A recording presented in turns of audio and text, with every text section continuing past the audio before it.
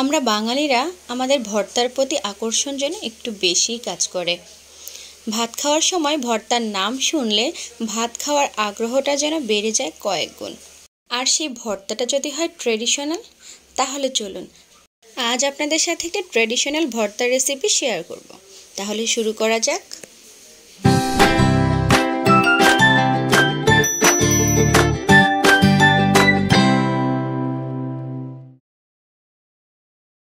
আমি এখানে একটি কলার মোচা নিয়ে নিয়েছি। কলার মোচার খোসাগুলোকে খুলে খুলে এর ভিতর ফুলটাকে বের করে নিচ্ছি। ফুলগুলোকে বের করে নিয়ে অবশিষ্ট লাস্টে যে অংশটুকু থেকে যাবে ওটা থেকে আর বের করা যাবে না। সেই অংশটুকুকে আমি এই যে অংশটুকুকে একটা সাইডে রেখে দিচ্ছি। এটাকে কি করব পরে বলছি। এবারে ভেতর থেকে যে ফুলগুলোকে বের করে নিয়েছি তার ভেতরে যে শক্ত কেশরটা থাকে একটি একটি ফুল করে সেই কেশরটাকে বের করে ফেলে দিতে হবে, কারণ এই কেশরটা কিন্তু অনেক শক্ত, এটা সেদ্ধ হবে না। আমি সবগুলো ফুল একটি একটি করে কেশরটাকে পরিষ্কার করে নিচ্ছি।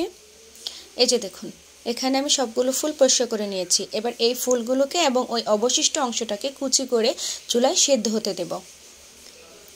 দেখুন পানিটা বলক এসে পড়েছে। এবারে আমি একটু হলুদ গুঁড়ো দিয়ে দিব, যাতে কলার কষের কারণে আমাদের মোচাটা কালো হয়ে না আসে। হলুদটা দিলে কালোর পরিমাণটা কম হয়। আমাদের মোচাটা সেদ্ধ হয়ে গেছে, আমি একটা স্ট্রেনারে ঝরিয়ে নিয়েছি। এবারে এখানে আমি একটি বাটিতে কিছু পেঁয়াজ কুচি এবং রসুন কুচি এবং 4টে কাঁচামরিচ এই সবগুলো একত্রে করে মোচার সঙ্গে একসাথে ব্লেন্ড করে নিয়ে নেব। এই যে দেখুন ব্লেন্ড করে নিয়েছি। আর এখানে আমি নিয়েছি সরিষা পাটায় মিহি করে বেটে নিয়েছি। এবারে আমরা চলে যাব চুলায় একটি প্যান গরম করে তার মধ্যে আমি 2টো মিডিয়াম সাইজের পেঁয়াজ কুচি দিয়ে দিয়েছি। পেঁয়াজটাকে লাল লাল করে ভেজে নেব। পেঁয়াজের সাথে আমি 2টো কাঁচামরিচ মাঝখান থেকে কেটে অ্যাড করে দিচ্ছি। এই পেঁয়াজ আর কাঁচামরিচটাকে একসাথে ভালো করে নেড়েচেড়ে লাল লাল করে ভেজে নিচ্ছি। আমার পেঁয়াজটা অনেকটাই লাল হয়ে এসেছে। এবারে এর মধ্যে আমি হলুদ গুঁড়ো অ্যাড করে দিচ্ছি। এই গরম তেলে হলুদ গুঁড়োটা অ্যাড করে দিলে হলুদের যে একটা গন্ধ সেটা চলে যায়। হলুদটাকে তেলের সাথে ভালোভাবে মিশিয়ে নিয়ে এবারে আমি ব্লেন্ড করে রাখা মোচাটাকে এর মধ্যে দিয়ে দিচ্ছি। এই তেলের সাথে মোচার পেস্টটাকে ভালোভাবে নেড়েচেড়ে মিশিয়ে দিচ্ছি।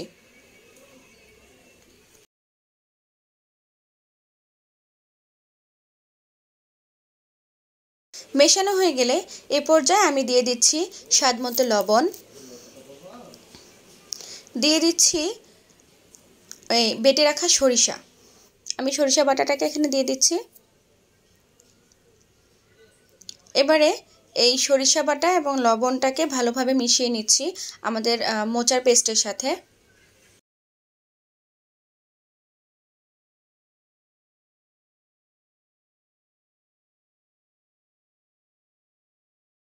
চুলাটাকে মিডিয়াম আঁচে রেখে আমাদের এই মোচার এই রান্নাটাকে কিছুক্ষণ পর পর আলতোভাবে নেড়েচেড়ে দিতে হবে।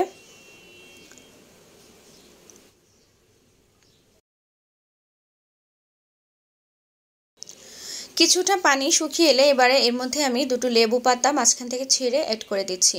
এতে করে ভর্তাটার মধ্যে লেবু পাতার যে সুন্দর একটা স্মেল আসে, এটা কিন্তু খুবই ভালো লাগে। আমার কিন্তু লেবু পাতার স্মেল খুব পছন্দ। আপনাদের যদি ভালো না লাগে আপনারা এই জিনিসটা স্কিপ করতে পারেন, তবে আমার বিশ্বাস আপনাদের ভালো লাগবে। আমাদের ভর্তাটা কিন্তু প্রায় হয়ে এসেছে, পানিটাও একেবারে শুকিয়ে গেছে। আপনারা দেখতে পাচ্ছেন আমি যে নেড়েচেড়ে দিচ্ছি, এখানে কিন্তু পাতিলের সাথে আর মানে ভর্তাটা লেগে লেগে আসছে না, সরে সরে আসছে, মানে তেলটা ছেড়ে দিয়েছে। সর্বশেষ আমি আবার 2টো কাঁচামরিচ মাঝখান থেকে কেটে এড করে দিচ্ছি, এটা ফ্লেভারের জন্য। এতে করে কাঁচামরিচের সুন্দর একটা ফ্লেভার আসে। আমাদের মোচার ভর্তা রেডি হয়ে গেছে। এর মধ্যে লেবু পাতা, কাঁচামরিচ এবং সরিষা এই 3টি স্ট্রং ফ্লেভার ভর্তাটার টেস্টটা কিন্তু আরও অনেক গুণ বাড়িয়ে দেয়। তাহলে চলুন এবার পরিবেশন করে নিচ্ছি। এই যে দেখুন রেডি আমাদের মোচার ভর্তা, সরিষা বাটা দিয়ে মোচার ভর্তা। এটা যে খেতে কি পরিমাণ টেস্টি, আমার তো খুবই পছন্দ। আমি আসলে এই ধরনের ট্রেডিশনাল খাবারগুলা আমার দাদুর কাছ থেকে শিখেছি। তিনি এই পৃথিবীতে এখন আর নেই, কিন্তু ওনার রান্নাগুলো আমার খুব ভালো লাগে। তাই চেষ্টা করি দাদুর স্মৃতিটাকে ধরে রাখার জন্য, তার হাতের রান্নাগুলোকে একটু একটু নিজের মতো করে চেষ্টা করি করার জন্য।